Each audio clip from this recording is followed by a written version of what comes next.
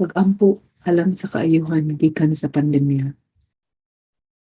Dios nga tanan, makagagahom og manggaluyon. Palihog, sud-o nga ang imong binuhat. Nangamoy ako kanimo, Amahan, alang sa kaayuhan sa tanan, alang sa pagpakgang o sa pagkaylap ning maong kagaw. Alang sa pagbaton o pagkahiusa o pagsinabtanay, taliwala ning krisis nga amo nasinapi sa kasamtangan. Nahadlok ako Ginoo sa mga panghitabo. Nabati ko nga ang tanan di na matugkad sa aling patukan sa tao. Daghan ang nakabsan sa kinabuhi ug ang uban nawad ano panginabuhi. Nakita namo nga di namo kaya kundi kami modangop kanimo. Ug ikaw lamang ang mamahimong mapakgang o magpaundang niining pandemya. Gibati ko ang kauhaw ug ang kalisod. Taliwala sa pagsagubang sa matag adlaw. Dili lamang sa panglawas nga panginahanglan, kundi lakip na ang panginahanglang mental, emosyonal ug espiritual. Kaluy kami Ginoo, pasayloa kami sa among mga sala ug mga kasaypanan.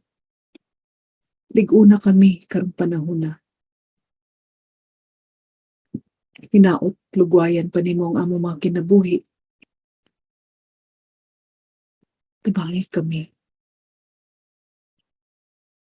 Tabangit kami nga mahunong na usab ang mga panagbangi sa among mga lideres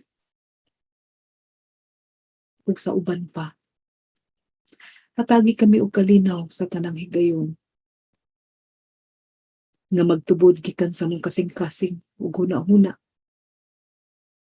sa among mga panmalay, sa among katilingban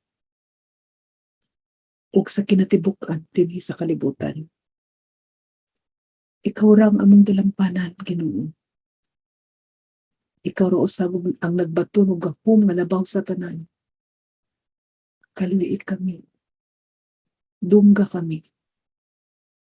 Buligi kami sa grasya na among gikinahanglan. Hatagi pa kami.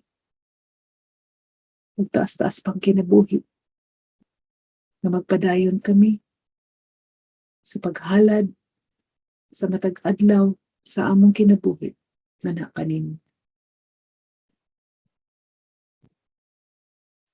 Amen.